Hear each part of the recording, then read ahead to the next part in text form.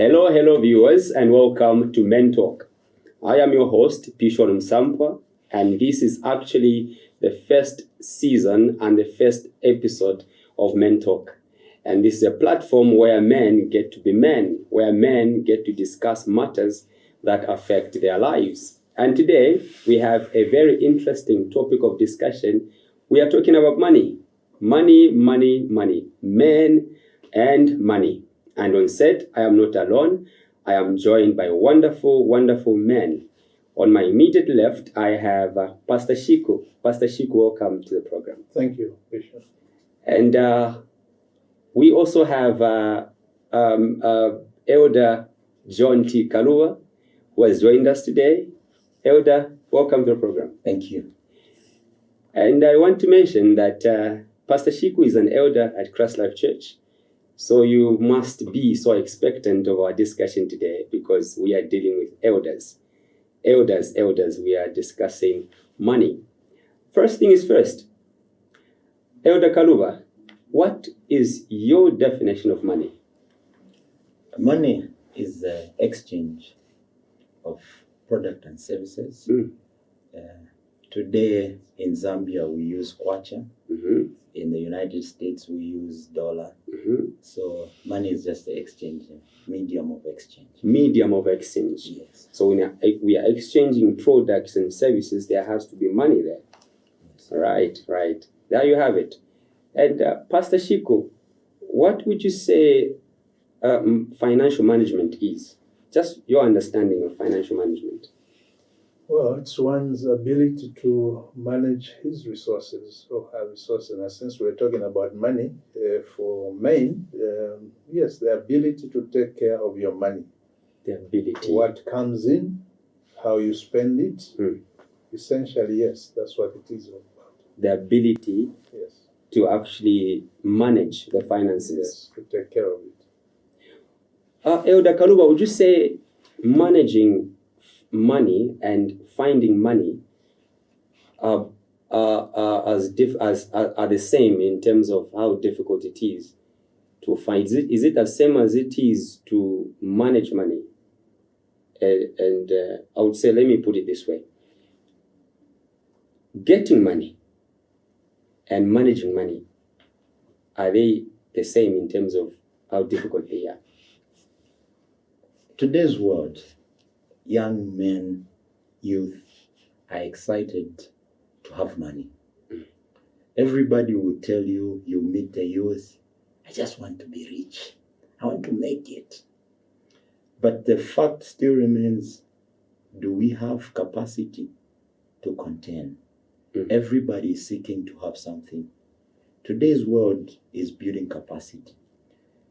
You can get a $1 million, but do you have the capacity to keep the $1 million?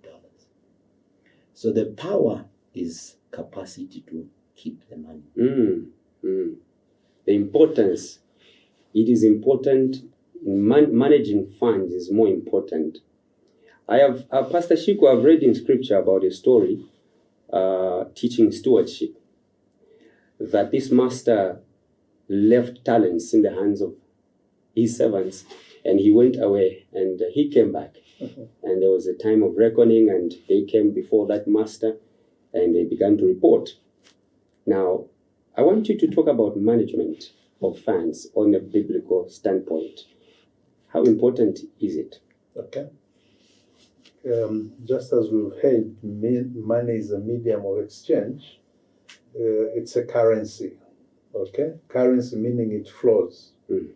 So money coming in must be managed even as it goes out. Okay, he talked about earlier about getting money. How you get it also is important. So for a believer, there are standards, there are values that you must use in order to manage your resources. For instance, we believe when the money comes in, the first thing you do is you remember that it's the Lord who has blessed you with the money, using your ability. So your money will first and foremost go to serve his kingdom. Okay? That is when tithes and offerings come in. And at the same time, the money is also to be used to bless others.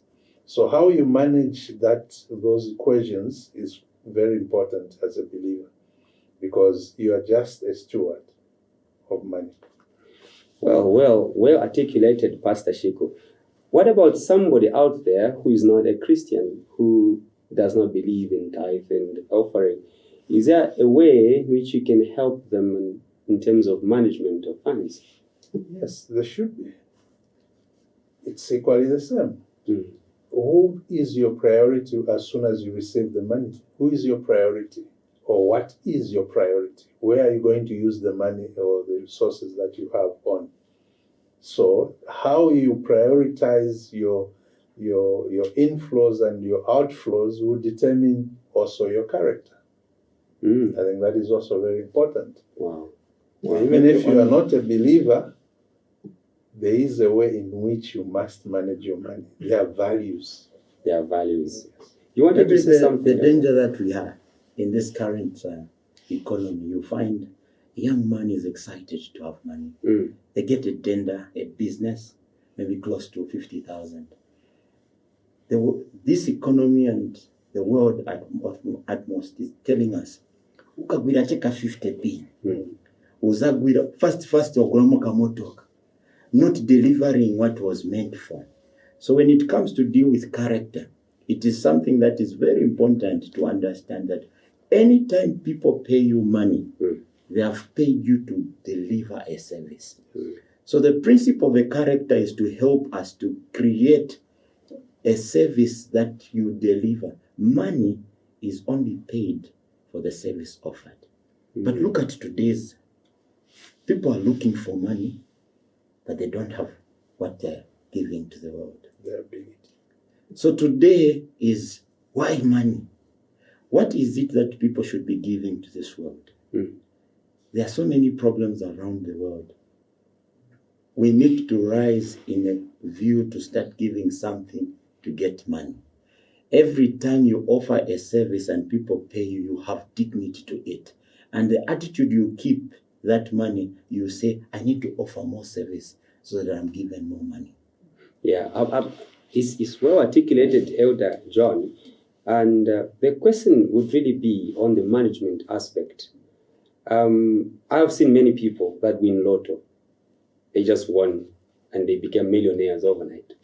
And within 2 months, the 70 million kwacha they won, we don't even know where it disappeared to. So it is a problem of management. So what would you say some of the things or the kind of mindset that people have that is affecting their financial management, men specifically? Essentially, when one has money, it will also say something about their character. That is what will determine how the money is going to be used and how it is spent. There are people who are going to receive money. That's you talk about lottery winners. Someone who win $1 million or whatever amount, because they have not been trained or they have not trained themselves to take care of the money, they do not have the ability and the capacity to look after it. It will go. How does it go? Careless spending. Spending it in areas that are of not priority. Okay? So you can't take away money from a person's character. Okay? And character is about mindset. So you win $1 million today, no one has taught you that you have to save. It will finish tomorrow. True. Because that's your character. Money has come, let's spend it. So, Pastor Shiku, I hear you. But then there's someone out there saying that, is it wrong to spoil my wife now that I have this money? Is it wrong to take my wife out and to that 5,000 a day night? Like, she suffered with me when I was pushing a wheelbarrow at the market and doing those things. She's been with me. Now that I'm rich, I've got this tender, 70,000 is in. Can I just take her out to that hotel? Again, it comes back to value. Okay?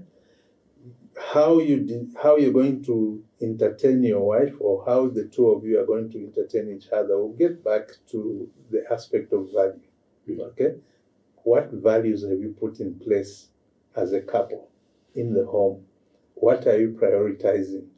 That expenditure, is it going to be one-off because you want to impress her, or it's going to be your lifestyle? So that has to be determined. That's where the value comes in, the mindset. Maybe Elder John can add on it. I'll shift a bit just to bring a practicality.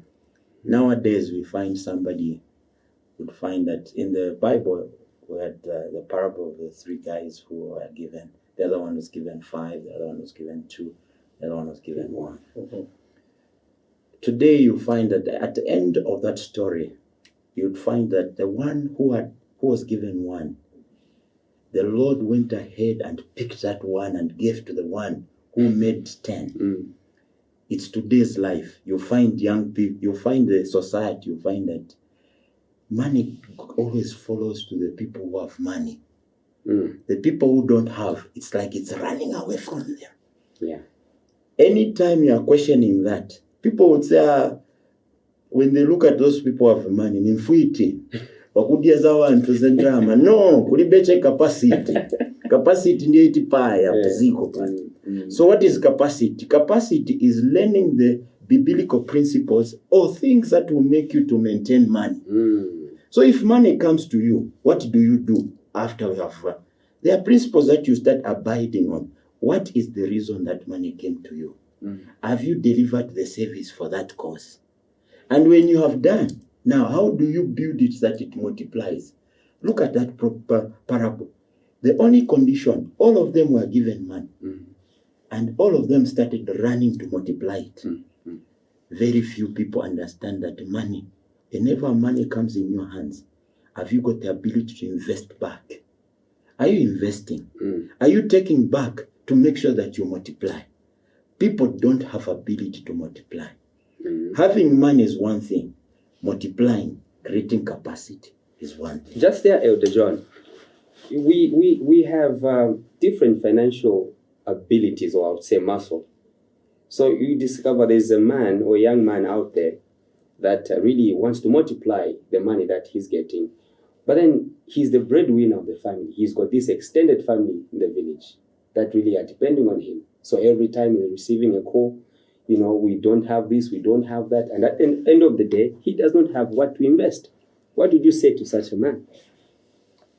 Maybe the thing I would emphasize is this. There's a tendency in African contents that we have. Kwa mimi nachoka. Nikakula nafika pa age ya muntu wanomuche. Zapezeka nikagwirako cheka ndrama kangono. Ni kamene kangono kaja nifuna kondresa family yonse abuya cousin. But the power is, don't be chance and time is given to all. If it's your time to build the capacity that money should be flowing back to you more. So that the day you start giving, it should not be a burden. People give out of thinking that when I give, I'm acting into the act of blessing. But the question is, have you built the capacity?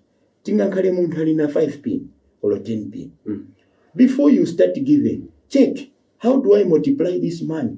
So that the drama is just kapaka, depamene nyambo pasa. But tili quick ku blessing, but ishitikaribosha increase capacity. Once that is it nafika hapo takwa. Sikutati ni mfuiti, si mfuiti. Well, you heard it for yourself.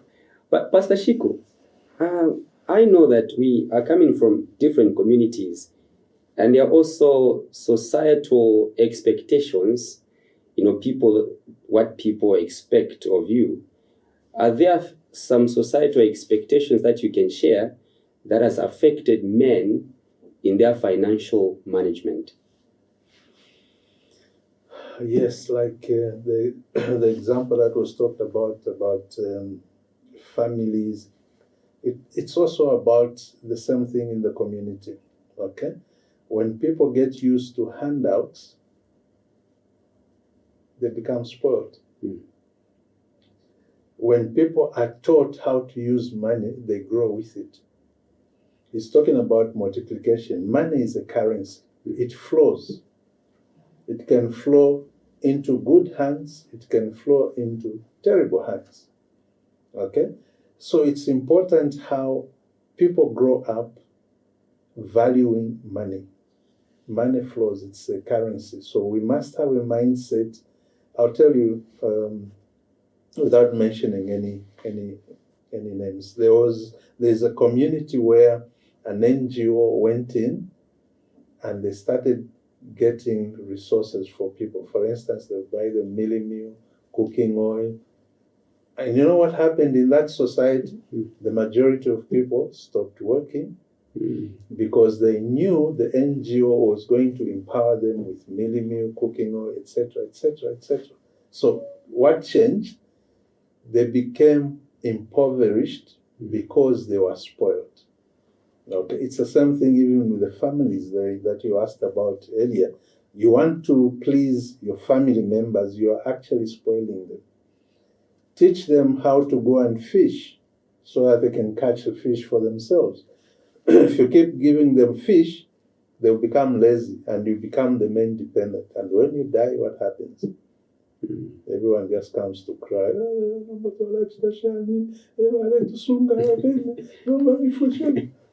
You've spoiled them.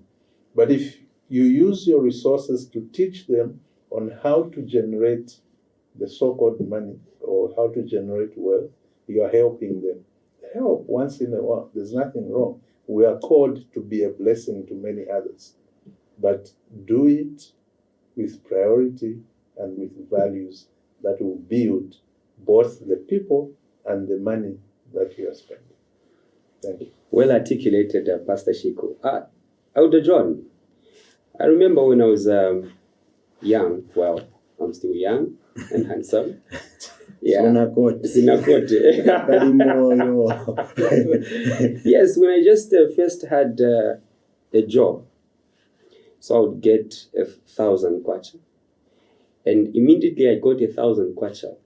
Something happened to me. Like I just wanted to spend. Yeah, it's like money telling me I don't belong here. I don't belong in your pocket. So I made sure that within 2 days, money is gone. Would you say there's an aspect of spirituality to financial management? The reality I would still put is there are a lot of people, young people, when they get money, they are looking at the life they are looking on TV to live a life that is so nice. Immediately somebody holds money, their ego and everything within them wants to feed that. I need to drink, I need to look good, I need to look smart. Sometimes it's where we have watched so many things and they have taken it to that place. But the question is, it's true we can say the spiritual part, but the issue is their mindset has been stolen. What is it? Is it possible to have a 10 million and you are seated comfortable in your house without no moving? My God, is it possible? Pressure. One fact that will remain, if you have not trained yourself to understand money, when it's in your hands, invest it, do something productive, and build in something that at least when you invest, it will bring you back more. But today, it's a battle. You meet young people, all of them are excited to do something. Nobody's telling the reality. Tekanya iwe. Sindi wewe kwankala na drama. Drama sindi wewe wantazisi ya hizi. Why so titamangira hizi? Yeah. Elder Shiko, I had my uncle. Before you even ask, yes, there is a spirit behind money. It's spiritual. It is spiritual. Yes. It is spiritual. So you do So not... don't just look at the paper. Yeah. Because that paper won't force you to go and spend. But what is inside of you that has been triggered by that paper? There is inside of you that has triggered. Masokani hapa. That has been triggered by the paper, the money that you are looking at. Yes. You get your 1,000 kwacha, within 2 days it's gone. Yes. Someone is pushing you from within. Exactly. Go and spend, go and spend, go and spend, go and spend. And you forget all about the values that you're supposed to have. And how can you deal with that someone pushing you to do that? It can be learned. You can learn it. And also, it's about self-control. Self-control. Yeah. It's about self-control. Wow. Pastor Shiku, I had my uncle. Every time that he was so drunk, because one time I said to him, you're not a poor man because you drink. So you buy beer every day. Mm-hmm. So you're not a poor man. So I can't give you the help that you, yeah. So he said, no, I only drink occasionally. But the problem is that occasions happen every day. So I end up drinking every day. So now, I remember also when I was young, like I said, that drinking was also one of the things that was a challenge for me, abuse of alcohol. But the first thing that I wanted to do when I had money was to buy beer. So, Elder John, what would you say to somebody that is struggling with that? One thing that it's very important in life to understand that if you spend time with wise, you become wise. Mm-hmm. If you spend time with fools, you too become a fool. The power of friendship, the power of brotherhood. Others may want to come out to do something good, but there's a power of brotherhood that I don't want to drink. But chita kabwera, anidons and andopezeka. So you find that the community we are in, we are fighting to become and belong. One of the things I would tell you that it still stick to us. Change your friends to become better. If you know you have a weakness in kabia kaguko nkakabia, chinja vanzako imirireko weka. That is a power that can start from there. Change your friends. So it is important, the people that you are found with. I remember reading a scripture, Pastor Shiku, that bad association corrupts good morals. Yes. Would you want to say something about that? Yes, it does. Mm-hmm. Because what you focus on grows. If your focus is on wrong things or wrong friends, that environment will grow. And it will start affecting your decision making. You talked about growing up and you used to drink. I too used to drink before I became a believer. But I made sure that I took care of my home. First and foremost, the family was well taken care of. What I was left with, I would then go to the club. But eventually I decided, this is not the life for me. And chose to follow Christ. And those friends, they disappeared from me. Wow. Because we were now in two different environments. Wow. Yes, the aspect of friendships is important. Who is helping you to grow? And who is bringing you down? There you have it. Who is helping you to grow and who is bringing you down? It is indeed very important to choose your friends wisely. If you know you have bad friends, I think it is time that you cut them off. I said, I have elders on set, and indeed they have lived up to that expectation.